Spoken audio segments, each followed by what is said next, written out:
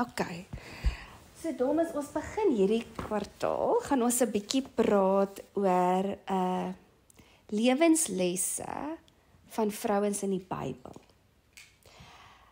En dis so interessant dat elke liewe mens se lewe 'n storie vertel. En geskiedenis herhaal homself konstant. En dis hoekom ons die woord het, wat vir ons ook dinge in perspektief kan sit, wat vir ons kan verduidelik. So letterlik riglyne, ons weet dit, jy vat die Bybel, jy volg hom, dan gaan jy weet wat werk en wat werk nie. So baie mense hou aan in pyn, onnodige pyn. Kyk, ons gaan pyn beleef in die lewe. Jy kry goeie pyn en jy kry slegte pyn. Maar ek praat nou van die onnodige pyn. So baie mense is in onnodige pyn en seer, omdat hulle nie die raamwerk van die woord van die Here volg nie. Dis so eenvoudig soos dit, dis eintlik vanselfsprekend. So ons gaan hierdie kwartaal 'n bietjie praat, elke keer oor 'n ander vrou in die Bybel. Haar verhaal, wat ons uit haar verhaal uit kan leer, en ook te reflekteer in ons eie lewe. Hoe is dit tot passing van my lewe? So vandag gaan ons by die eerste vrou begin, en dis natuurlik Eva, wat die heel eerste vrou was, wat ons bietjie kan kyk, hoe was die oorsprong, wat die Here intent het vir 'n vrou om te wees. Want sy het die hartklop gedra van wat womanhood supposed to be, kan ek sê. So sy was die eerste vrou, en sy was ook die eerste vrou wat die liefde van God die Vader ervaar het. En wat die eerste dogter van die Here was. So, she had it all actually. She was beautiful, sy was in 'n beautiful omgewing, sy het vrede gehad, daar was geen drama nie, dit was net heaven on earth. Alles wat die Here kon dink, en dink jy hoe amazing was dit? Ons weet nou groot is die aardbol, nê? So, hy het dit stukkie vir stukkie aan mekaar gesit. En toe maak hy nou vir Adam, en toe maak hy nou vir Eva. So vir twee mense eintlik kan hy sê, het hy net hierdie aarde gemaak. En dan bedoelende, hulle moet mos nou vermenigvuldig, mos nou obvious, maar net laat daai konsep half insink, okay? So hy het hierdie paradys vir ons, vir haar geskep. Maar soos die menslike natuur is, you don't always see the beauty right in front of you. So ek dink nie sy het dit regtig ingeneem wat dit is wat sy het nie, want sy het nie kennis gehad van enigiets anders nie. En daar, soos dit ons natuurlik is, ons nature is sy het toe juis gesoek na meer. Hoe interessant is dit? En juis dit wat jou vervul, juis dit wat jou vrede gee, wat jou geluk gee, wat vir jou liefde gee, wat vir jou perfeksie gee, skryf sy af en sy jaag iets anders na.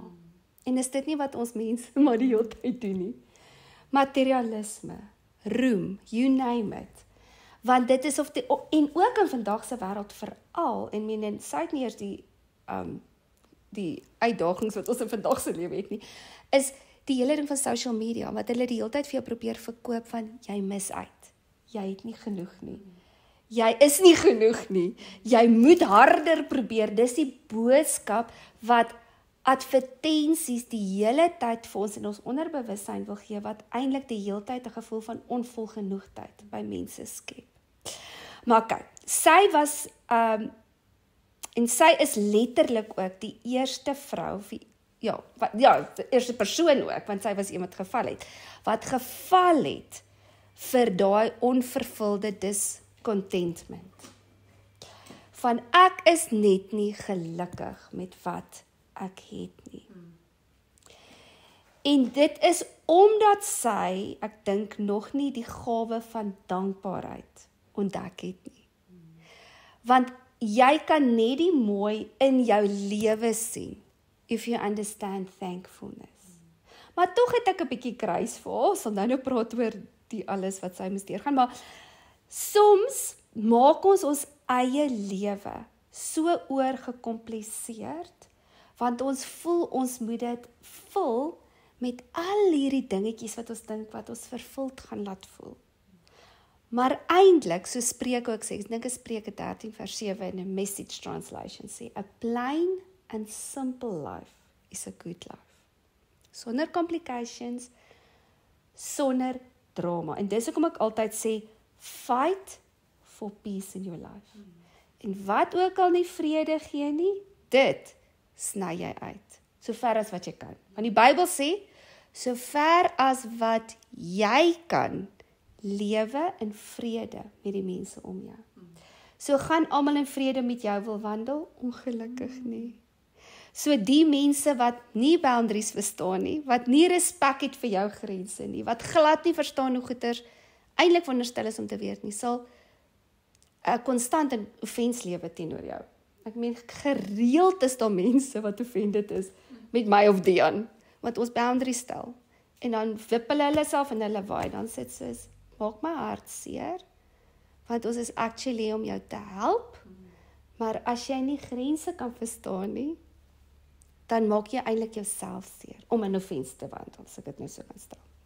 So sy het alles gehad, sy het vrede gehad, sy het God se totale liefde gehad, sy het paradys gehad, en ek neem, sy het seker stunning man ook gehad, soos Adam nou was, so sy het meer as genoeg gehad, en dit was nie eers genoeg nie.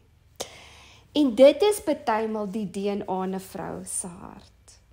En dis hoekom ons daai saad moet doodmaak in ons lewe. Daai saadjies van discontentment, wat die heeltyd voel, ek het nie genoeg nie. En dis die vyand se plan van die begin, om dit in ons lewens te saai. Om die heeltyd vir ons te laat voel, you don't have enough, you need to search for more.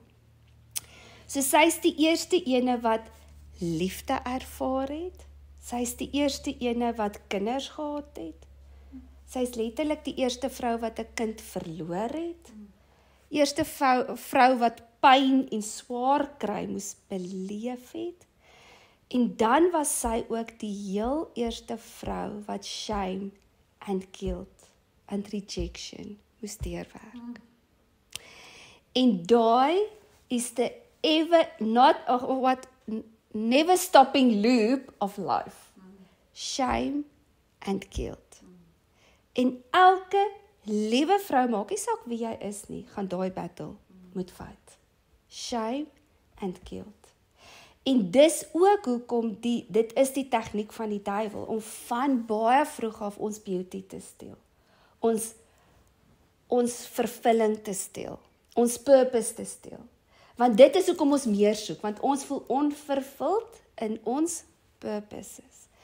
En baie keer, omdat ons purposes in verkeerde goed soek, want ons vervulling probeer ons vul met verkeerde dinge, dan is dit hierdie konstante onvolgenoegdheid. En dan voel ons, ek is nie goed genoeg nie, dan begin ons rejected te voel, en dan begin die shame en guilt ook te kom. Maar die ander manier hoe die duiwel dit wil doen, is van kindertyd af. En veral deur abuse and sexual violence, of sexual abuse, is dit sy hooftegniek om 'n vrou se DNA te kom verkrag, as ek dit nou so kan stel. En dit is actually the root of guilt and shame. Is kom meeste, amper wil ek sê 99% van sexual abuse uit. En as jy een van daai gelukkige mense is, wat 1 in 1000 is, wat nie sexual abuse beleef het in jou lewe nie, well done. Maar, meeste vrouens, al is dit nou, ek sê nie of geryp te geword het, of gemolesteerd te word nie, maar ergens was daar iets met jou seksualiteit, omdat dit so ge-evilized is. Iemand iets oor gesê, of gecomment, of gedit, of gedat, of iets van jou boobs gesê, of ek weet nie wat nie, want dit is hoe die wêreld dink. Hulle dink sexual. En ons is nie sexual beings nie. We are women beings made out of the God of image. En dis seksualiteit is maar net deel van 'n afdeling van wie ons is. Maar die duiwel wil dit heeltemal kom lastevol maak. En dit is baie keer waar die guilt and shame vandaan kom. So sy is ook die eerste ene wat gevoel het, wat goddeloos bedoel, of sonder God, verwyderd van God gevoel het, nê? Na die sondeval, daai verwydering en daai absolute alleenheid, daai absolute verwerping en daai verlies, daai impak, as ons nou praat nou van die trauma werkswinkels wat ons ook nou doen, daai impak van daai verlies, was sy die eerste persoon wat dit beleef het, en ek dink sy moes dit baie intens gevoel het, want as jy uit die perfekte wêreldjie uitkom, en ewe skielik verloor jy God, want God is alles. That is the ultimate of loneliness. Ek dink die enigste plek wat so voel is die hel, want daar's God mos nou nie, so ek dink daar's jy heeltemal, en weer eens baie interessant, dit is daai wat Jesus gevoel het, op die kruis, oor dit wat Eva gedoen het hy dit, kom terug, wat hy dit genullify, deur daai plek in te neem. So hy het 100% daai ervaar, daai verwerping, toe hy aan die kruis gesterf het. God, waarom het U my verlaat? En dis wat Adam en Eva verloor het. Sodat ons die herstel kan hê, om weer in 'n perfekte verhouding met God te wandel. So dit is eintlik so amazing. Maar, okay, so Eva, net soos Eva, is dit waar ons ook baie keer haar las moet dra van verlies. Van spyte in ons lewe, verwerping, alleenheid, hopeloosheid. En dit is wat so amazing was. Dit was nie noodwendig die plan van die Here, dat hulle ooit moes val nie. Sy perfekte plan was dat hulle eintlik hemel op aarde nog altyd moes gehad het. Dit was God se oorspronklike plan. Maar ewen in daai oomblik, het hy getreur, hy het gesê, waar is julle? Hy het hulle gaan soek, hoewel hy het geweet waar hulle is. Maar die punt wat hy wil gemaak het, is, hoekom het julle alles wat ek het julle so mooi gevra, don't eat the fruit of discontentment, en om te weet van beter, en van whatever, die wêreldse wysheid, jy moet net my kennis hê. En die groot ding is, in daai oomblik het hy al 'n plan in plek gesit, om Jesus vir ons te stuur. En dis so lief God nog steeds vir ons was. So dit was nooit sy plan, dat ons in suffering en pyn moet wees nie. So volgende keer, wanneer jy so oorweldig voel, so alleen voel, so verwerp voel, of shame en guilt ervaar in jou lewe, dink net aan Eva. Sy het nie 'n ma gehad wat vir haar leiding gegee het nie. Sy het nie 'n mentor gehad nie, sy het nie 'n gids gehad nie, sy het niks gehad nie, sy het net wakker geword en toe sy daar. God het haar gekreëer en toe sy daar, oeps, wie is jy? Ek's Adam, okay, ek is nou minnares, wat sê hulle vir, wat is daai woord? Manin, dis 'n baie sorgs Afrikaans, ek's nou manin, okay, en jy's nou man. En dis dit, sy moes dit self uitgefigure het. Want wie was haar bron? God die Vader. And that is how it's supposed to be. En dis die eerste ding wat ons actually uit die hele verhaal uit moet leer is, wanneer jy God jou totale bron gaan maak, gaan jy nie najaag na ander dinge nie, because you will be fulfilled.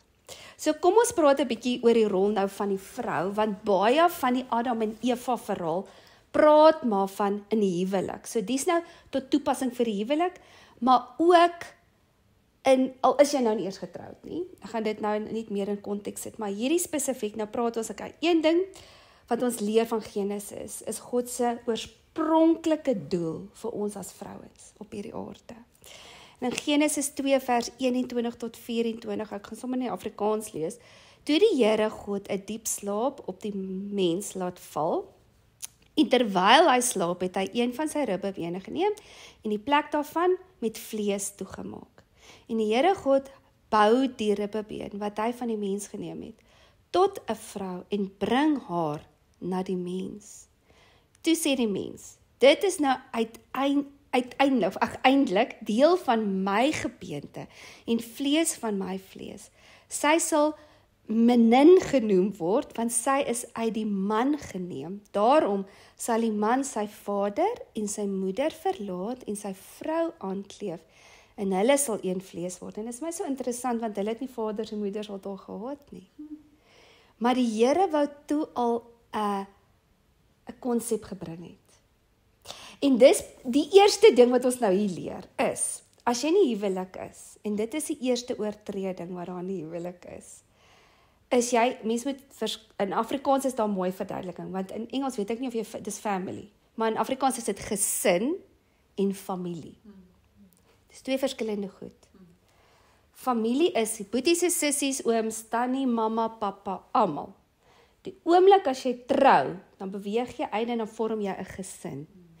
So jy beweeg van die een gesin na 'n ander gesin toe. Maar baie keer, veral die ouers van hierdie gesin verstaan dit nie. En dan dink hulle, dit moet vir altyd as we connected. En dis eintlik wat die Here wil hê, want hy wil selle plaas, selle. So jy kan nie heeltyd 'n groot gesin wees nie, want it's dysfunctional, te veel drama, te veel mense. So die Here gee vir jou verantwoordelikheid vir jou gesin. En dis hoekom dit so belangrik is vir die man om daai aspek te verstaan.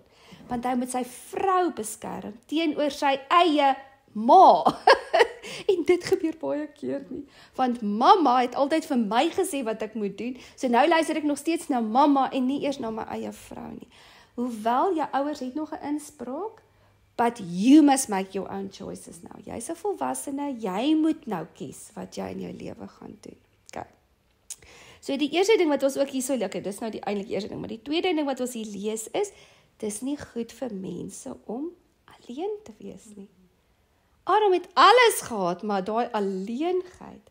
So ons is gemaak om in verhouding met mense te loop. Okay?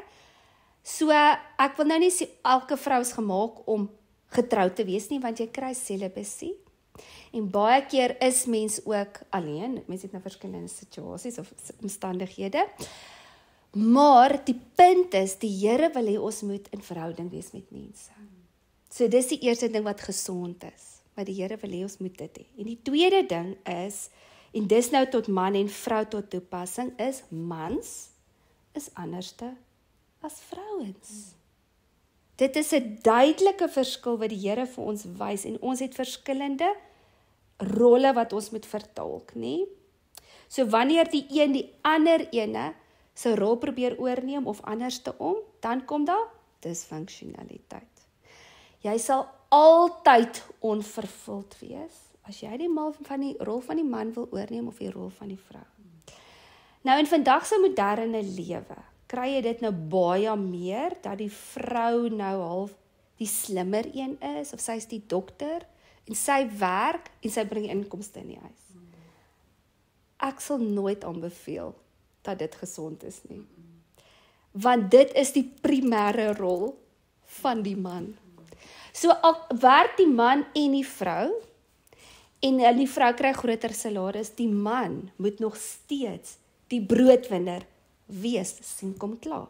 En dit is nou ongelukkig nie meer, so ons moet daarin lewe nie. Nou wonder jy, hoekom die mense dysfunksionaliteit in die huwelik het? Want daar is klaar een riglyn wat ons gekry het. Die man moet lei. Die man is letterlik gemaak om meer stres te hanteer as 'n vrou. Julle weet hierdie hele storie wat hulle ook sê van die koue baas en die koue showers en dit is so goed vir jou en dit bla bla bla. Weet julle wat hulle eintlik nou ook bewys het is? Vir mans is dit briljant, want dit stimuleer sekere testosteroon en daai fight flight hormones van hulle moet dit doen, want hulle moet battles fight. Hulle sê by ons vrouens stimuleer dit juist 'n streshormoon. Dis nie noodwendig goed vir ons nie. Ek is soos, wat? Ek het nou juist gedink, dis goed. But anyway, iets is byvoorbeeld intermittent fasting, wat hulle sê ook, dit hang af van jou genetika definitief, die intermittent fasting, want ek het agtergekom met werk vir my noodwendig. Maar hulle sê vir ons vrouens, ons moet baie meer eintlik eet as mans, want ons het dit meer nodig om vir spiere te bou. Anders te gaan, maar dis nou 'n ander inligting, maar anyway, wat ek net wil sê is ons is anders aan mekaar gesit. Ons het ander rolle. 'n Man is veronderstel om sterker te wees, maar die wêreld het dit kom evilize. Dis evil.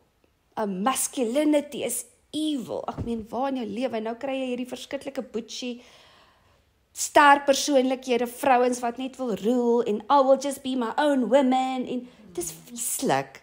Dis nie eers mooi nie. Dit sit my eintlik heeltemal af, maar anyway. En dan die volgende punt wat ons leer is ons vul mekaar aan. And that is the beauty. Because we are different. So omdat die vrou meer sagter is, meer emosioneel is, meer ingetune is, maak dit haar swakker? For sure nie. Omdat die man sterker is en meer kan fight en meer kan hanteer, maak dit hom nou swakker? Verseker nie. Maar dis weer eens, as jy dit nie in die goddelikheid en God se DNA gaan inplas nie, dan is dit wanneer dit uit verbandheid gehardloop word. Want 'n vrou is nie veronderstel om 'n victim te wees nie. En 'n man is nie veronderstel om 'n dictator te wees nie. En dis waar die probleem in kom. Dis is nou hierdie mense wat sê, o, jy mag nou nie 'n kind pak gee, die pak is nou abuse, bla bla bla bla. Hulle gooi die babatjie met die badwater uit.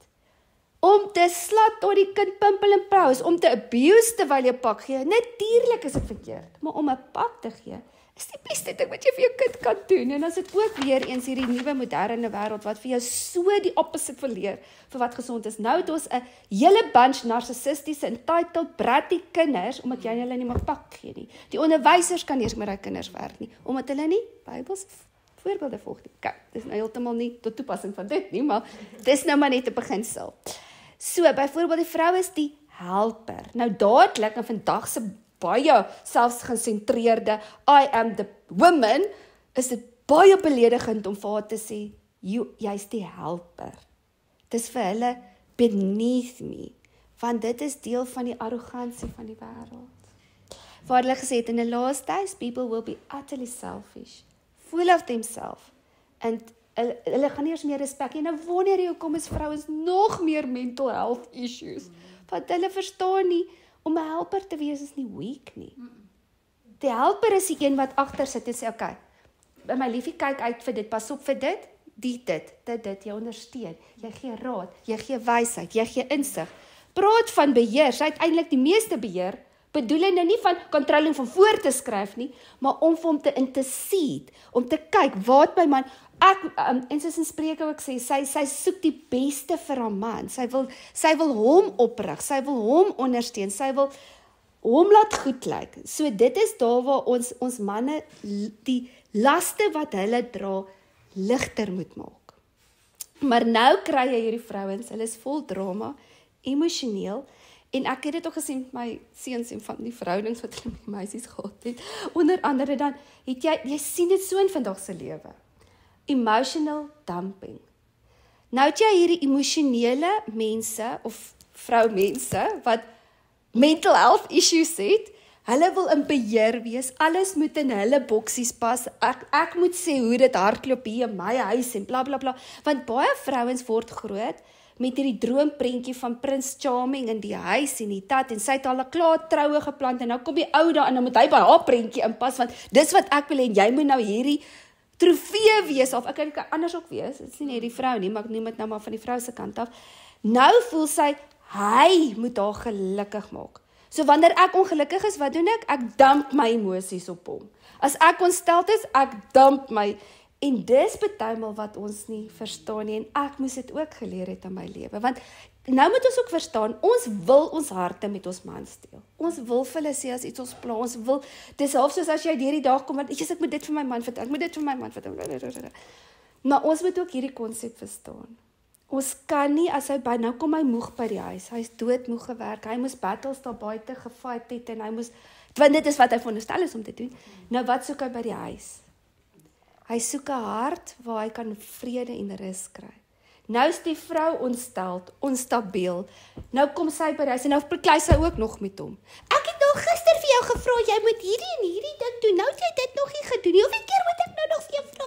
En nou hy trippende kraap wat die Bybel van praat. En dan sê hulle, dis beter om alleen te wees as om saam met 'n vrou te wees wat die hele tyd kla en moan en kla en moan. En dis ook nog 'n ding wat ons moet leer as vrouens, is ons moet besef, wat is ons rol en wat is sy rol?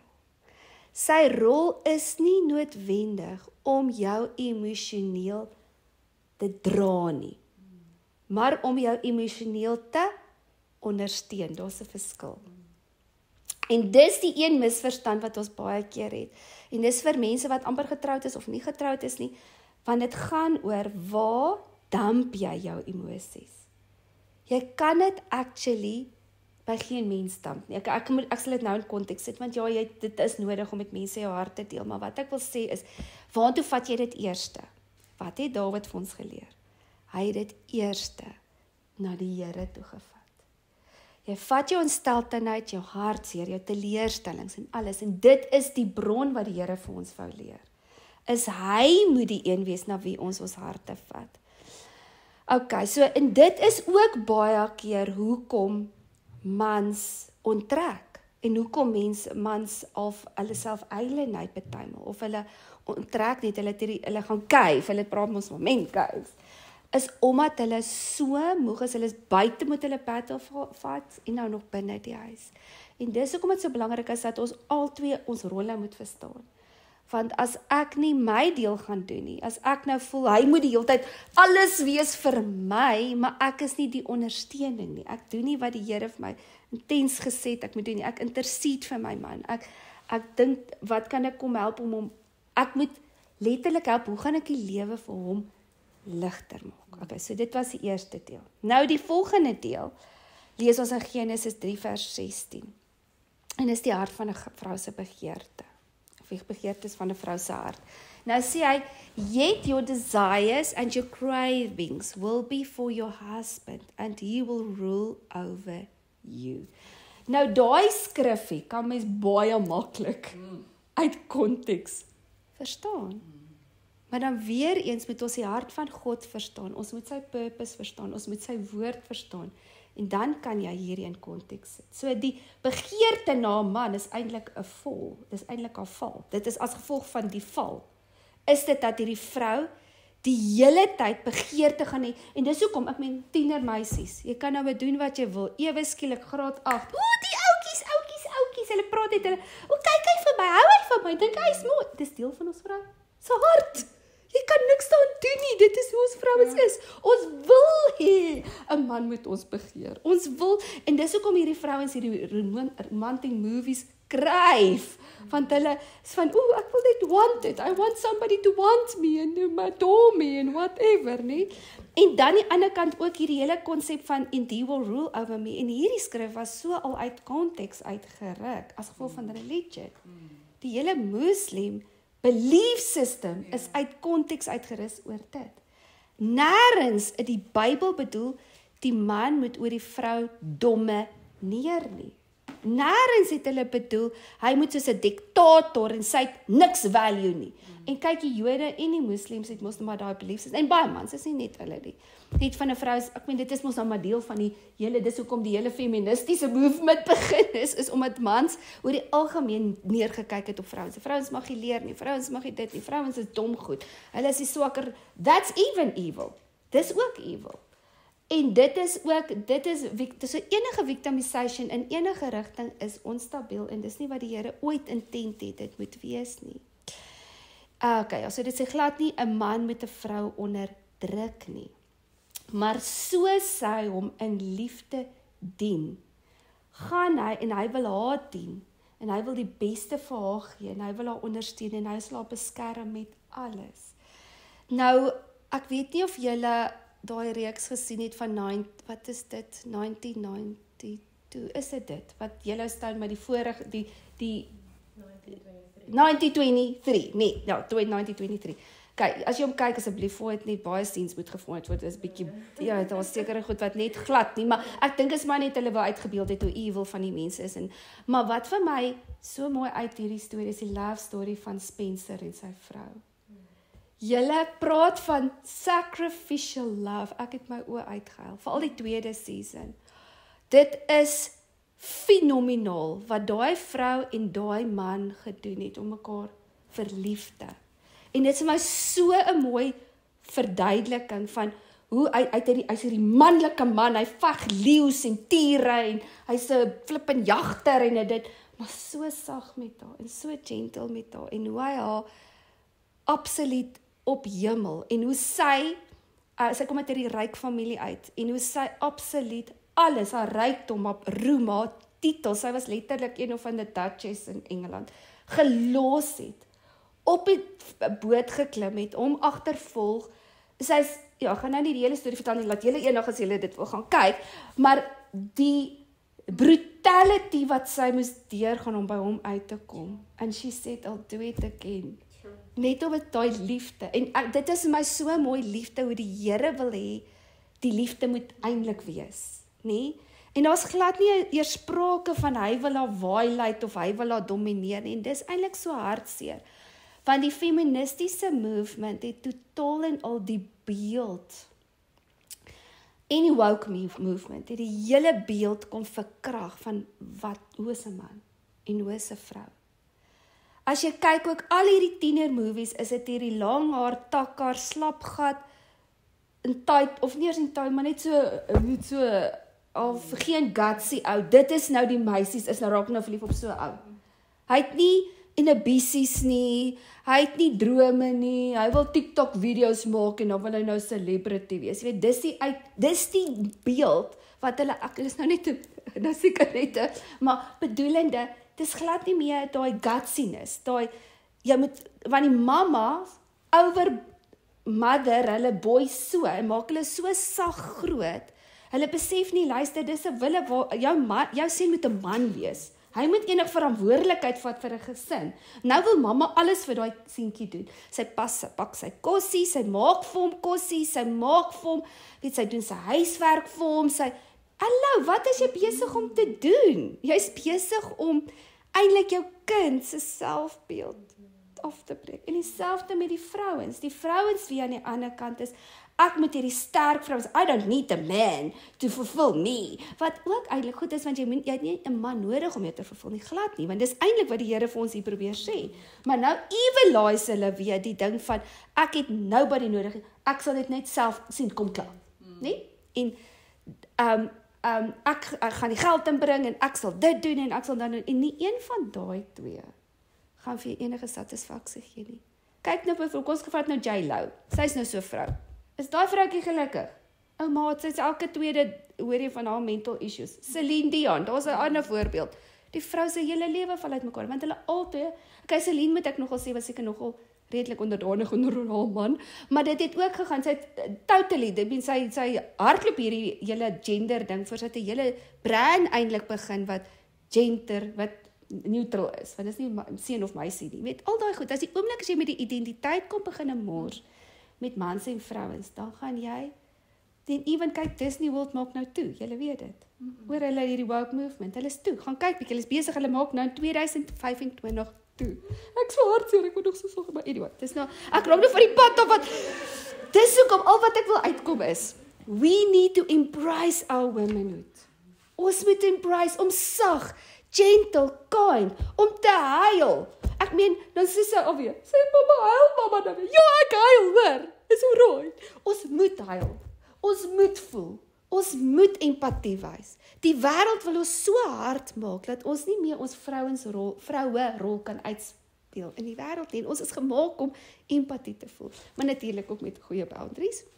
So, die ding is wat hier uitkom is, ons is gemaak om in intimiteit te wandel. Nee? Eerstens met God. Dan met jou man as jy getroud is. Dan met jou vriendinne, of met jou familie, of met iemand, maar ergens wil die Here hê, ons moet in intimiteit wandel. En die ding is, en dit is wat die Here bedoel het met jou begeerte sal vir jou man wees, en dis wat ek nou gesê het, elke vrou het 'n begeerte van 'n man wat haar sal kan beskerm, wat daar wees vir haar. Wat sal sê, luister, is jy okay, is die kar okay? Nee, jy is ook nou verstaan in daai situasie. Wat haar kan lief hê, wat haar kan adore, wat haar kan vervul. Maar ongelukkig in hierdie gebroke wêreld, kan geen mens dit vir jou ten volle kan gee nie. Hoewel dit wel die rol is van die man, en hy moet dit nastrewe, net soos ons moet nastrewe in die lewe te lewe. En dis hoekom ons eerste bron moet ons gaan soek by die Here. Want as jy vol is by hom, dan is jy stabiel. Maak nie saak wat met jou man aangaan nie. Wat nie saak of jy dit nou kry of nie. So dit is nou juis hierso, wat ek hierso geskryf het, ja. Okay. Ag jene tog, wat het ek by okay, dit het ek nou klaar genoem, ek het nou vooruit gehardloop, ek het al daai goeiertjies gesê. En die groot ding is net, as ons mans ons bron maak, dan beteken dit, as hy okay is ek okay. As hy nie okay is nie, is ek nie okay nie. En dit is hoe tienerliefdes is, nee? Tieners is so onstabiel, want jou geluk is 100% hang af van jou boyfriend. En hoe oulik is hy met jou? En het hy nou vir jou 'n SMS gestuur? En het hy nou vir jou blomme gekoop? En dit kan so gevaarlik wees. Want dit wat jy idolize en dit wat jy of dit wat jou begeerte is dit gaan jou veraf God. En ons moet ons bronne in ons harte weer terugdraai na God die Vader toe. Want dan gaan dit vir ons makliker wees om te wees wie ons moet wees, ook vir ons mans en ook vir die mense om ons, anders dan gaan ons altyd leeg voel en onvervuld. So ons moet God ons enigste bron maak, geen mens kan dit vir ons wees nie. Want anders dan gaan daai fairy tale wat die wêreld vir ons wil speel, weet daai flieks wat jy sien, al die stories, al die love stories nie, is so cheesy, it's so onrealisties, weet hoe hulle by mekaar weer kom, as het nie tydig gekyk, ek weet 'n storie, dis is soos 'n een van 'n rolmaak storie, dis so onrealisties, maar die lewe werk nie so nie. Jy gaan, en dit is die probleem van die jong meisies, ook van vandag, hulle soek dit, en dan is hulle so teleurgesteld, want ongelukkig is 'n man ook maar net 'n mens.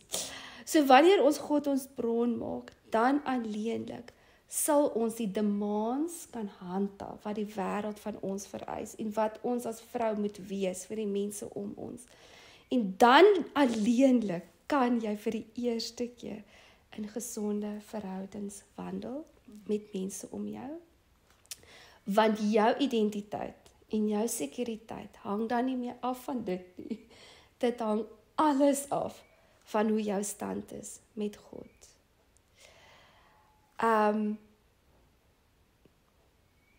Okay, ja, dit is nou al wat ek nou wou gesê het oor dit. So, dan beteken dit ook dat jy die waarde wat die Here vir jou gegee het vir die eerste keer kan koester. Want jy verstaan jou identiteit lê in dit wat hy vir jou sê om te wees. En dan kan ons weer van die boom van die lewe eet. En nie van die boom van goed en kwaad nie. En dan alleenlik kan ons die fragrance wees, wat ons veronderstel is om te wees, in die huise, en in die omgewing, en in die area wat ons is. Want ons is die mothers of the next nation. Ons is die voorbeeld vir ons kinders, om dit te model. En net soos Eva haar storie gehad het, so het elkeen van ons ook 'n storie, wat ons moes loop. Baie van ons seer, ons battles, ons pyne, weet ons kinders nie eers van nie. Maar in dit wat ons beleef het, kan ons weer sê, luister, hierdie gaan goed uitwerk vir jou, of hierdie gaan nie goed uitwerk vir jou nie. Maar die een ding wat ons moet doen is om ons harte vas te maak, om te sê, geen mens gaan my vervulling gee nie. En dit is so interessant, soos jy jou vervulling by die Here begin kry, begin jy meer vervulde verhoudings kry. Want dit sal altyd sekondêr wees. Want dit is uit die bron wat jy tap vir wat God vir jou gee, dat jy kan gee vir die om jou. En dan kan jy die lewe gee vir mense om jou. Anders die mense wat die hele tyd bronne van mense aftrap, is die hele tyd, skiet die hele tyd tekort. En hulle voel die hele tyd mense doen hulle in. Hulle voel die hele tyd needy en hulle voel die hele tyd wanted. En dan is dit omdat hulle die hele tyd so van ek het nodig, het hulle dan niks om te gee nie. En dis hoekom hulle nog meer alleen is. Want hulle probeer die hele tyd na ander bronne soek en nie na die Here nie. Nou, ek wil gou vir julle vertel ook van 'n verskriklike mooi reeks wat ek ontdek het. Dis een van Karen Kingsbury se boeke, wat hulle 'n storie oor gemaak het, The Baxters. Julle, dis 'n mooi reeks, en dit is so professioneel vir 'n Christelike movie. Ek dink is op Prime, ek het dit op Prime gesien, daar was 3 seasons.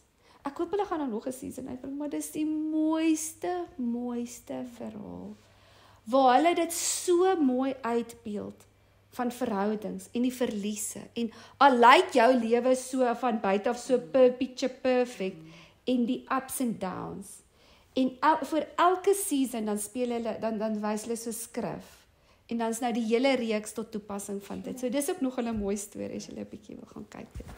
Okay, ja, dit was nou